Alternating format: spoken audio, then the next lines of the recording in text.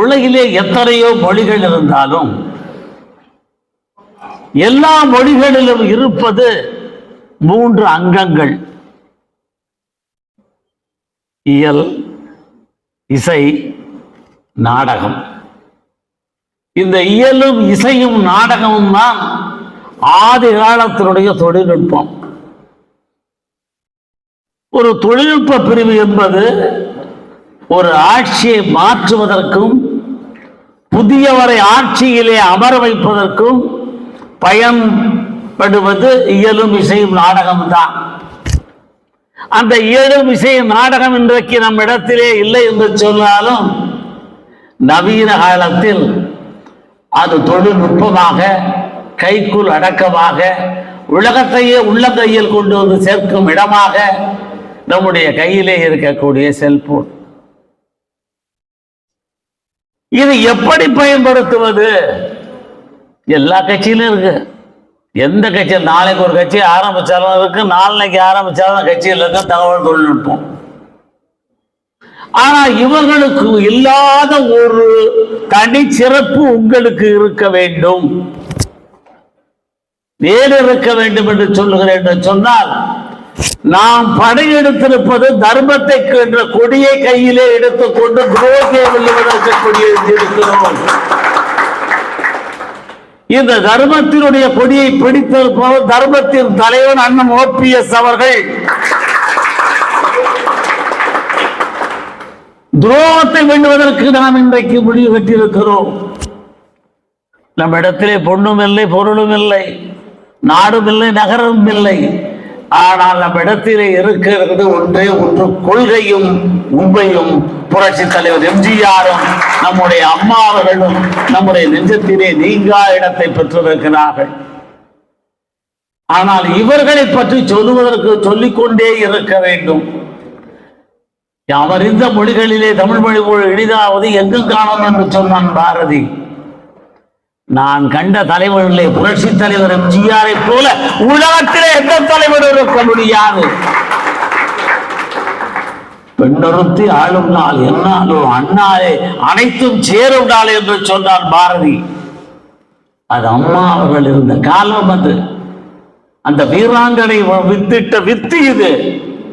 அப்படிப்பட்ட இயக்கத்தினுடைய தொழில்நுட்பத்திலே இருக்கக்கூடிய பிரிவை சார்ந்தவர்கள் நீங்கள். தொண்டர்கள் 1 கோடி பேர் இருக்கலாம், ஆனால் தகவலை சொல்லக்கூடியவர் ஒருவராக இருக்க முடியும். ஆனால் உங்களுடைய தகவல் தொழில்நுட்ப பிரிவிலே இருந்து வரக்கூடியது ஒன்றே ஒன்றாக இருக்க வேண்டும். அது கொள்கை முழக்கமாக இருக்க வேண்டும்.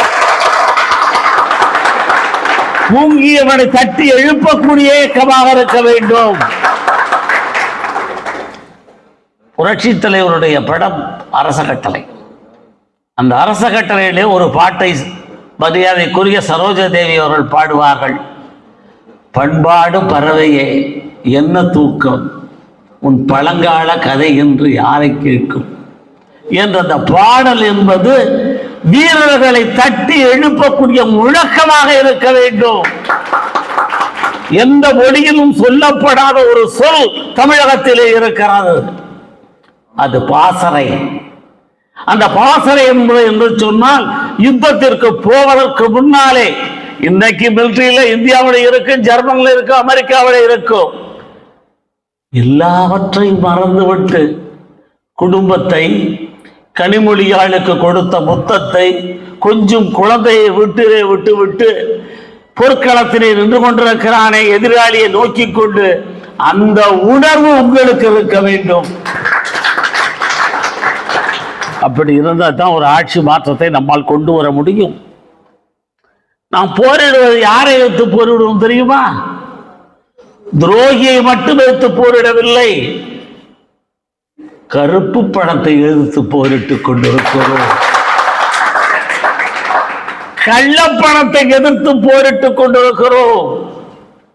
கொள்ளையடித்த பணத்தை கொண்டு நாம் போரிட்டுக் கொண்டிருக்கிறோம். இந்த பணத்தை வெல்லுவதற்காக அனைத்து இந்திய அண்ணா திமுக தொண்டனுடைய ஒவ்வொரு வங்கி கணக்கிலும் ஏதாவது சொல் தொகை அவனுக்கு பரிமாறப்படும்.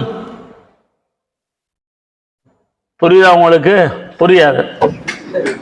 வாட்ஸ்அப்ல இது நீங்க போட வேண்டிய செய்தி. இது அதிமுக தொண்டனுடைய ஒவ்வொரு தொண்டனுடைய வங்கி கணக்கிலும் ஒரு தொகை அனுப்பப்படும். சொத்து எப்படி ஆகுறது? நான் உங்களை கேட்கிற கேள்வி, ஒரு சொத்து பணம் எங்க இருந்து வருகிறது? அப்பா வச்சுட்டு போன பங்குல இருந்து வரும், அல்லது அம்மா கொடுத்து வச்சுட்டு போன பணத்துல இருந்து நமக்கு பங்கு வரும். இந்த நாட்டில் ஐயா என்று சொன்னால் தந்தை பெரியாரை மட்டுமே குறிப்பிடும். தலைவர் என்று சொன்னால் புரட்சி தலைவரை மட்டும்தான் குறிக்கும். அம்மா என்று சொன்னால் புரட்சி தலைவி அம்மாவை மட்டும்தான் குறிக்கும். அப்ப அந்த அம்மா விட்டு போன பணம் எங்க வரணும்?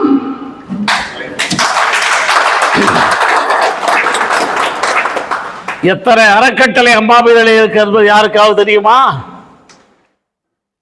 புரட்சி தலைவி ஜெயலலிதா என்ற பெயரிலே அறக்கட்டளையிலே பணம் இருக்கிறது, சொத்து இருக்கிறது. இன்றைக்கு அந்த சொத்து 1800 கோடிக்கு விற்கப்பட்டிருக்கிற ஒரு இடம். அந்த பணம் எங்கே வர வேண்டும்? இயக்கத்திற்கு. நம்மால கஷ்டப்பட்டு கட்டிக்கலாம இருக்காய், அவனுக்கு வரட்டையா. இந்த இயக்கத்தை வளர்த்தவனுக்கு வர வேண்டும், உழைத்தவனுக்கு வர வேண்டும், பந்த போட்டவனுக்கு வர வேண்டும், தோரணம் கொடி கட்டியவனுக்கு வர வேண்டும். அப்படி பணத்தை கொண்டு வருவதற்கு ஒரு முயற்சியை இன்றைக்கு நாம் எடுத்துக் கொண்டிருக்கிறோம். இது தேர்தல் நேரத்திலே மிகப்பெரிய விஸ்வரூபமாக காட்சி தரும்.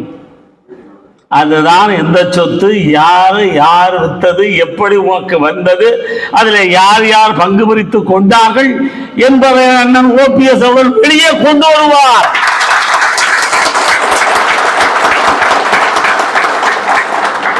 தேர்தல் நேரத்திலே தான், தேர்தல் திருவிழாவிலே மட்டும்தான் வான வேடிக்கை நடக்கும். அதுபோல இது நடத்தப்படும், நிரந்தரமாக நடத்தப்படும் என்பதனை சூசகமாக சொல்லிக் கொண்டிருக்கிறேன். அதற்கு வேண்டிய ஆதாரங்கள் நான் சேகரித்து வைத்து விட்டேன். ஏன் இதை சொல்கிறேன் என்று சொன்னால், அம்மாவுடைய முதல் அமைச்சரவையிலே நான் அமைச்சராக இருந்தவர். நான் 2-3 வல்ல, அடித்தளம் கட்டிய பொழுது, முதல் கல்லை எடுத்து வைத்த பொழுது, கருங்கலை தூக்கி வைத்த பொழுது கூட இருந்தவன். அந்த கட்டிடத்திற்கு நாங்களும் நிதி கொடுத்தவர்கள். அந்த நிதி ரசீது எங்களிடத்திலே இருக்கிறது. இன்றைக்கு வருமான வரித்துறைக்கு நான் கணக்கு காட்டி கொண்டிருக்கிறேன் இந்த பணத்திற்கு. ஆனால் கொள்ளையடித்தவன் எடப்பாடியில தூக்கி கொண்டிருக்கிறான். அதிலே பங்கு போட்டு பிரித்து கொண்டிருப்பவர்கள் இப்பொழுது சென்னையிலே, சிங்கார சென்னையிலே சீராளனாக வரவழைந்து கொண்டிருக்கிறார்கள். ஆனால் தொண்டன் தெருவிலே போய் கொண்டிருக்கிறான். எண்ணி பார்க்க வேண்டும். உலகிலே எந்த இயக்கத்திலாவது கட்டிய வேட்டிய உறுதியவனாக இருக்கிறானா? நீ உண்மையான எதிரியாக இருந்தால் எங்களை நீங்கள் எதிர்த்து போரிட வேண்டும் என்ற உணர்வு எடப்பாடிக்கு இருந்திருந்தால் கொள்கையோடு மோத வேண்டும், கத்தியோடு தான் மோத வேண்டும். நீதிமன்றத்திற்கு பின்னாலே நின்று கொண்டு வடவருடைய துறை கொண்டு புரட்சி தலைவர் எம்ஜிஆர் கொண்ட சின்னத்தை நீ பெற்றுக்கொண்டு, எங்கள் அண்ணியார் ஜானகி அம்மாள் பெயரில் இருக்கக்கூடிய கட்டடத்தை நீ பெற்றுக்கொண்டு, அந்த பணத்தை பெற்றுக்கொண்டு இன்றைக்கு சிங்கார வாழ்வு நடத்தி கொண்டிருக்கிறாயே. இதற்கெல்லாம் பதில் சொல்ல வேண்டும். சொல்ல வேண்டிய நேரம் வெகு விரைவிலே வர இருக்கிறது. நல்ல தகவல்களை நீங்கள் பரிமாற இருக்கிறீர்கள். உங்களுடைய செல்போனிலே இருந்து செய்யக்கூடிய செய்தி எப்படி இருக்க வேண்டும் என்று சொன்னால், நெப்போலியன் போனபார்ட் அவர்கள் ஒரு போர்க்காலத்திலே நின்று கொண்டிருக்கிறார். ஜெர்மன் நகரத்திலே இருக்கக்கூடிய மிகப்பெரிய நகரம் பெர்லின். அந்த பெர்லின் நகரத்திலே போர் நடந்து கொண்டிருக்கிற உச்சக்கட்டமாக. ஆனால் அங்கே என்ன நடக்கிறது என்பது அவனுக்கு தெரியவில்லை. எங்கு பார்த்தாலும் மரண ஓலங்கள், புகை மண்டலங்கள் தெரிந்து கொண்டிருக்கிறது. அவன் அதையே உற்று பார்த்து கொண்டிருக்கிறான். அந்த நேரத்திலே அவன் காதுகளுக்கு குளம்படி ஓசை கேட்கிறது. குதிரையினுடைய குளம்படி ஓசை கேட்கிறது. அதை கேட்டுக்கொண்டே இருக்கிறான். அந்த குதிரையிலே இருந்து ஒருவன் கீழே இறங்குகிறான். அவன் இறங்கி வரக்கூடிய வேகம் அவனுக்கு கேட்கிறது. ஆனால் திரும்பி பார்க்கவில்லை.